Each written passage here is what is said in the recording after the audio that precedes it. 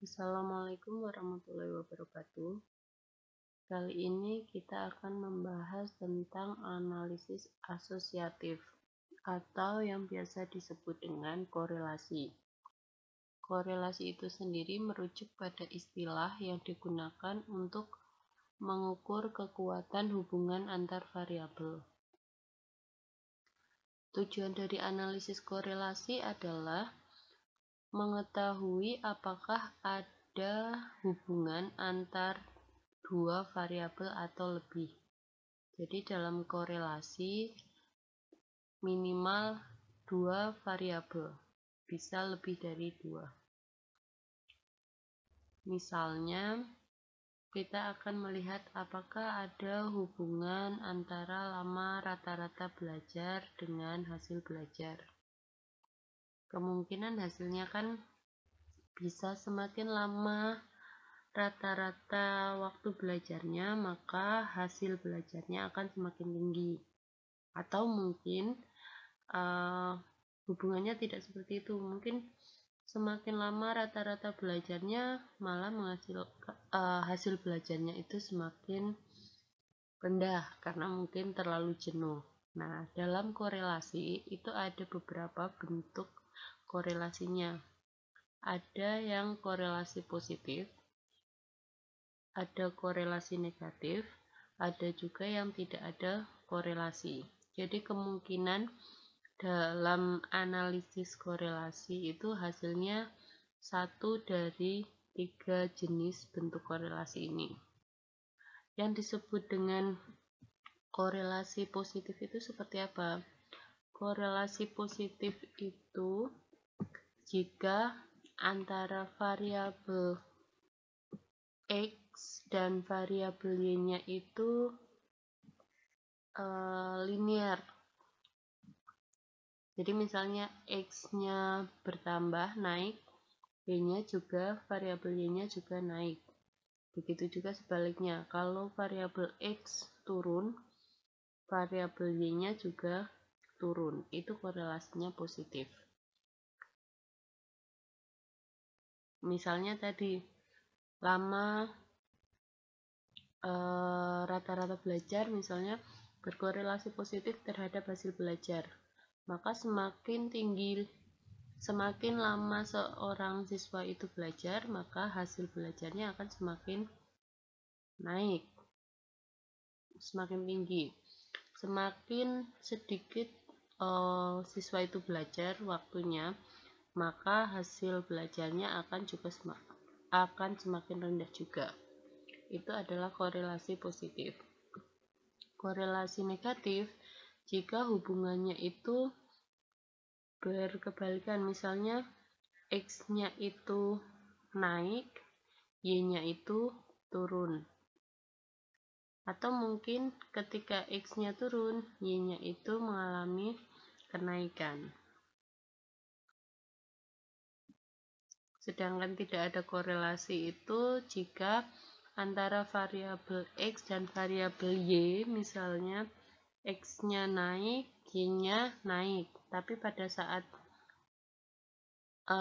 yang sama, Y-nya juga ada yang turun, jadi tidak ada korelasinya. Kalau kita gambarkan korelasi itu seperti apa, ketika kita mempunyai data itu kita masukkan dalam diagram, maka akan muncul yang namanya bentuknya seperti ini, diagram pencar. Titik-titik seperti ini. Ada X dan Y-nya. Sebenarnya tidak ada aturan X-nya itu, sumbu X-nya itu variabel apanya dan sumbu Y-nya variabel apa.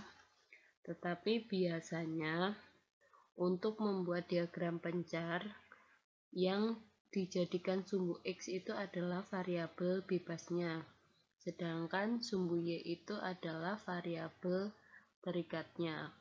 Misalnya tadi pengaruh lama belajar terhadap hasil belajar, maka variabel bebasnya adalah lama belajar lamanya siswa itu belajar dimasukkan dalam sumbu sumbu X, sedangkan hasil belajar siswanya itu dimasukkan dalam sumbu Y karena itu variabel terikatnya.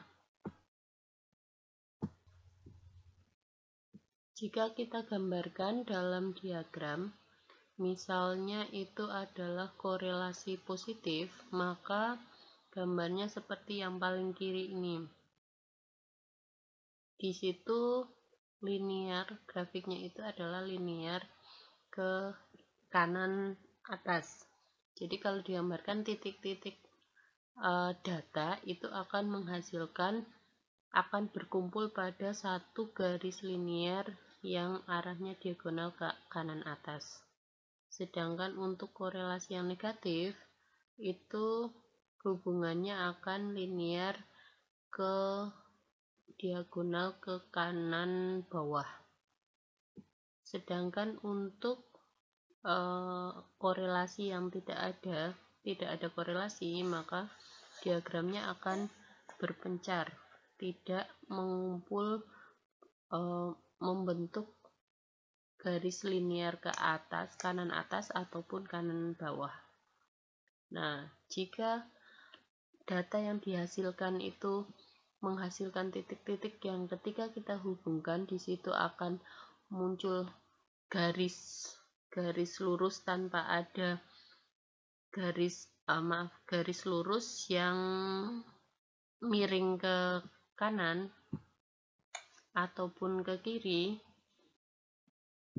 maka dan tidak ada yang di luar garis itu, misalnya yang ini ataupun yang ini, maka korelasinya adalah korelasi sempurna. Yang atas itu adalah korelasi sempurna positif sempurna, dan yang bawah itu adalah korelasi negatif sempurna. Tetapi bukan berarti dalam hubungan korelasi itu bukan berarti ketika kita mempunyai hasil korelasinya itu positif, datanya itu lebih baik daripada korelasi negatif. Itu tidak. Jadi dalam analisis korelasi di situ hanya menunjukkan hubungan antara variabel bebas dan variabel terikatnya. Jadi ketika korelasinya positif, tidak otomatis dikatakan bahwa itu baik. Begitu juga sebaliknya. Jika korelasinya negatif, tidak otomatis dikatakan bahwa itu jelek. Itu hanya menunjukkan hubungan antara variabel terikat dan variabel bebasnya. Begitu juga ketika nilai korelasinya positif atau negatif. Yang positif itu bukan berarti hubungannya itu lebih kuat daripada yang negatif. Untuk melihat hubungannya, kita mengenal yang namanya koefisien korelasi.